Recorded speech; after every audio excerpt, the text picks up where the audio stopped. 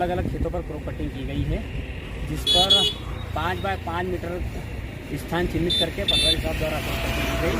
इसमें लगभग 1 प्लॉट की 3 किलो 200 ग्राम समथिंग वजन आया है गीले सोयाबीन का, जो डंकल समेत थे, और एक प्लॉट पर 3 किलो 400 ग्राम आया है। अब लगभग 10-15 दिन बाद इनके सूखने के बाद इनकी सोयाबीन का भी वजन तोला जाएगा। उसके पश्चात इनके द्वारा बीमा कंपनी को यहाँ पर जो भी ये अनावरी आएगी उसको भेजा जाएगा। जिस हिसाब से अभी वजन आया है, इससे पूरी संभावना है कि आने वाले समय में जब भी बीमा आएगा किसानों को अच्छी खासी राशि में बीमा आने वाला है। इस बात के लिए मैं आश्वस्त हूँ। अभी जो यहाँ पर हमने वजन करा उसके बाद साथ ही मैं किसान भाइयों से भी आग्रह करना चाहूँगा कि सोयाबीन का पंजीयन हम अवश्य करा लें, क्योंकि 3 तारीख से हमारा पंजीयन प्रारंभ हो गया है।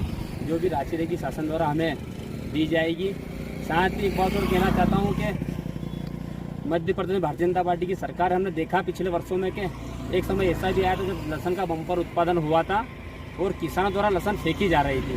उस समय भारतीय जनता पार्टी की सरकार आगे आते हुए किसानों को भावांतर के माध्यम से राहत राशि या भावांतर की राशि किसानों को दी गई थी, और उस समय दुखी पीड़ित किसानों को मरहम का काम उस भावांतर राशि ने करने का काम किया है। जब भी किसान त्रासदी में आता है, परेशान होता है, भारतीय जनता पार्टी की सरकार सदैव खड़ी रहती है। और जैसा कि हमारे माननीय मुख्यमंत्री डॉक्टर मोहन यादव जी ने कहा है, हमारे विधायक डॉक्टर तेज बहादुर सिंह चौहान साहब ने भी संबंधित सभी विभाग के अधिकारियों को इस बात के लिए निर्देशित किया है कि जो भी यहाँ पर क्रॉप कटिंग हो उसमें बिल्कुल भी लापरवाही ना बरती जाए, और जो किसान है, जो इस देश का अन्नदाता है, जिस देश की आबादी 70% किसान है, उन किसानों को बीमा की राशि ज़्यादा से ज़्यादा मिले, उसका प्रयास हम सब जनप्रतिनिधि कर रहे हैं। साथ ही सभी किसान भाई और भारतीय जनता पार्टी के जहाँ भी हमारे कार्यकर्ता, सभी से आग्रह भी करूँगा कि जहाँ भी क्रॉप कटिंग हो हम पूरी तत्परता के साथ और खड़े रहें। और जो एक प्रक्रिया है बीमे की, इस प्रक्रिया को हम अगर व्यवस्थित रूप से हम करवाएंगे तो निश्चित रूप से बहुत अच्छी मात्रा में किसान भाइयों को बीमा मिलेगा। बहुत बहुत धन्यवाद।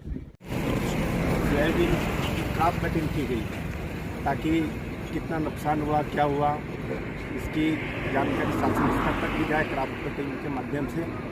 तो पाल्या कला के जो पटवारी महोदय भी मौजूद थे और अन्य किसान भी मौजूद थे, ताकि आने वाले समय में जिस किसान की भी सोयाबीन नष्ट हुई है उसका पर्याप्त बीमा मिले, ऐसी मांग है सारे किसानों की।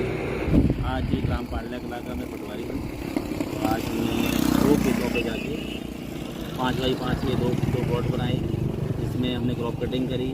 इसमें एक खेत प्लॉट का जो वज़न आया, गीला वज़न आया, वो 3 किलो 400 ग्राम आया है, और दूसरे खेत में जो 5 बाई 5 का प्लॉट बनाया था उसमें 3 किलो 200 ग्राम आया है, गीला वज़न है ये।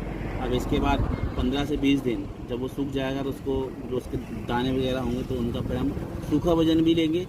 फिर उसके आधार पर जो भी हमारे जो किसान भाई है उनको जो भी सहायता होगी उसका हम अपनी जानकारी अनावरी के द्वारा शासन को भेज दें। पाल्या कला के जो भी किसान हैं सबसे यही अनुरोध करता हूँ कि जितना ज़्यादा हो सके उतना ज़्यादा पंजीयन अवश्य कराएं।